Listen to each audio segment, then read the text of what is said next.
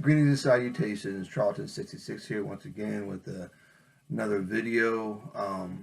Although today's video will be something a little bit different, not too much comic book oriented, but things are relative when it comes to talking about comic books. Because what I'm going to talk about today is my collection with Gene Autry.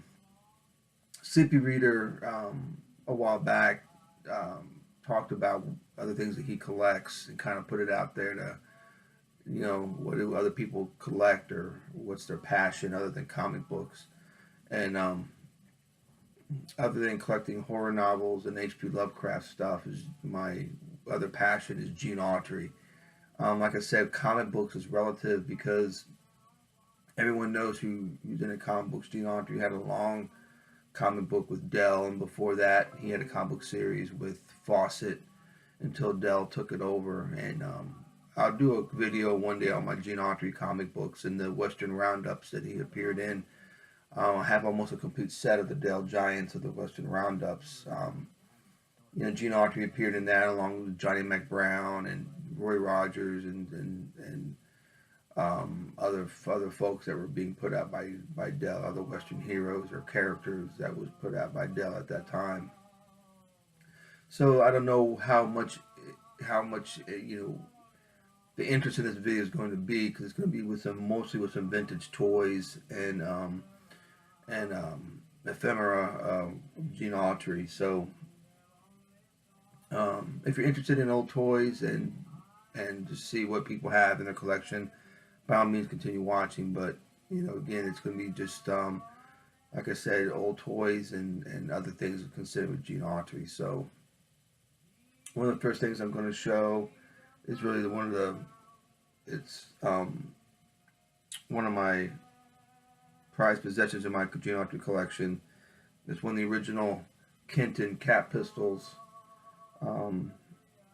He says Gene Autry's on this side and on the handle, and Gene Autry on this side. And again, it's hard to find these without the rust and the writing intact on the side. Now this is from 1938.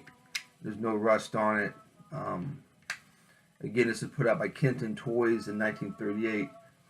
Here's the original box that goes with it. This is the original box that came with the cap pistol. Again, it was put out by Kenton from out of Kenton, Ohio. And the story is that the toy company who made iron toys, banks and whatnot, and pieces to games, was about to go out of business because of sales. Obviously, the Depression was in full swing, and they needed a big money maker. So they went to Gene Autry, and Gene Autry let them use his name to put out this cap pistol, which at the time was $1.25, I believe, was the price on it. They're pricey now, in really good condition with the box.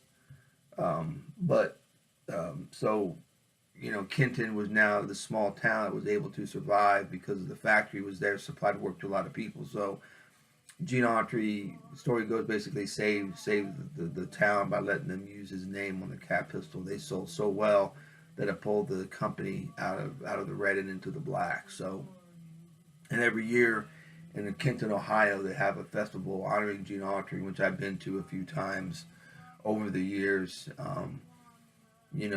Despite my age, I'm like one of the youngest ones there, and so everyone else, the festival is not what it used to be because everyone involved is getting older and they're unfortunately dying, or they're too old to attend. So that is one of my possessions in there, one of my prized possessions in my Gene Autry collection.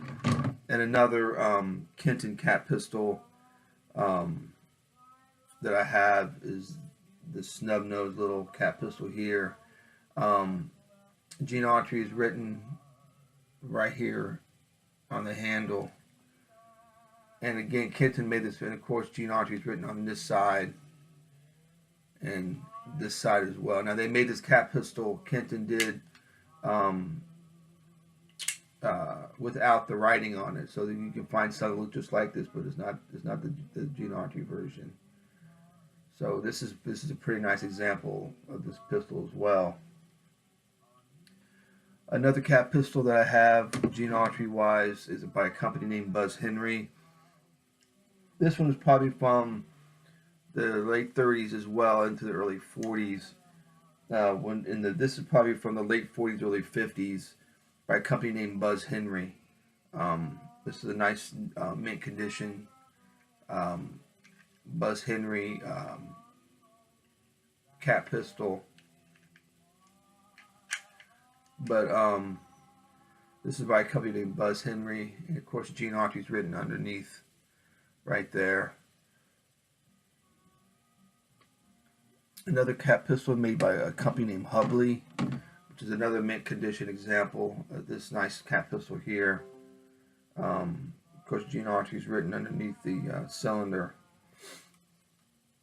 And it's clean inside. Looks like it's never probably been fired. Now again, I don't have the original boxes to these last three I showed. They're very hard to come by. Obviously, toys from the 30s and 40s, no one kept the boxes like they do now. And when you do find the boxes, they're almost worth as much as the actual toy it actually held. So it's kind of a weird thing. Now this holster, this Gene Autry holster is from 1938. Right here, this is a single holster. It didn't come with a belt. You just put it on your regular. The child would put on his regular pants belt. But it's a pretty cool holster from 1938. You can see the date there on the bottom. So it's a pretty nice example. Gene Autry stamped on the side and right here, which is really nice. This holster is from 1946. Again, this is a single holster that you just wear on your regular pants belt. Nice jeweled decorations on it there, which makes it look really cool. Again, it's a pretty nice shape. Again, these are hard to find because again, back in the 30s and 40s and the 50s, kids actually played with their toys and didn't save them, didn't save the boxes. You actually, so it's hard to find examples of some of this stuff. It's still around today because people played with it. So here's a nice set of wrist cuffs. Gene Autry wrist cuffs. Again, these are probably from the early to mid 40s. For those who don't know, not to insult anyone's intelligence, but the wrist cuffs were made to go on your wrist like the cowboys rode, when they wore when they rode and herded cattle and whatnot. And of course, they had wrist cuffs. So to be a cowboy, you needed to have spurs and wrist cuffs and your pistols and gun belt and everything else and chaps and everything else. So it's a nice set of wrist cuffs, Gene Autry. There's another set of wrist cuffs with some nice jewels on it. These are from the probably late 30s. This is a set of wrist cuffs. Again, these are hard to keep in good shape because they're mostly cardboard, like fabric, cardboard inlaid with fabric. So they're really hard to keep in shape and keep around. But these are nice Gene Autry. They're on the wrist cuffs. And like I said, with the wrist cuffs, you need to have your spurs. So here's a set of Gene Autry spurs. Spurs that go jingle, jangle, jingle. All right. Those are just some of the toys that I have. And again, I got, of course, a bunch of comic books and other comic book related stuff with Gene Autry. Here's a nice coloring book that has not been colored in. Gene Autry. It's really nice shape. Beautiful drawing on the front. I love to have a poster of this. Beautiful drawing of him on Champion. It's original Champion. You can tell the original Champion has 3 stockings. He's missing one right here. So, not missing one, but he just never was not born with one. So, but that's the original Champion. So this is probably from the late 30s, early 40s. If he's still on that Champion. because you had other champions throughout his career. Also have this child's school tablet, and it's signed by Gene Autry right here. If you can see it or not. Both is from an estate, and have a certificate with this, and from what I understand, that is his signature, and from what I researched and stuff. So, again, it's a child's tablet. And here's a rodeo program from 1960, 1959, or 1960. Souvenir program from one of his last rodeos. So you can tell this is another champion because he's got 4 stockings right here. Maybe that's the second or third champion. World's Wonder Horse champion. And this program is from 1947. Again, he's on the second champion. You can tell by the 3 stockings. So this is pretty cool. So like I said, it's not something that everyone's into, particularly if you were not born in 1920, which I kind of wish I was born in 1920, but most people are not really familiar with Gene Autry, or hate to say it, but really don't really, I don't want to use the word don't care, but they're not familiar with it, so it's not under their radar. So, you know, he's one of my favorite cowboy heroes. He is my favorite cowboy hero, but you know, his career expanded, you know, decades, and he's the only one that has 5 stars on the Hollywood Walk of Fame. So, you know, he's the only one. So, and it can never be duplicated again, because no longer, you don't get one for radio. So, anyway, that's what I have to do about Gene Autry right now. I got more stuff, but again, I didn't want to bore or disinterest anyone. But like I said, vintage toys, part of pop culture.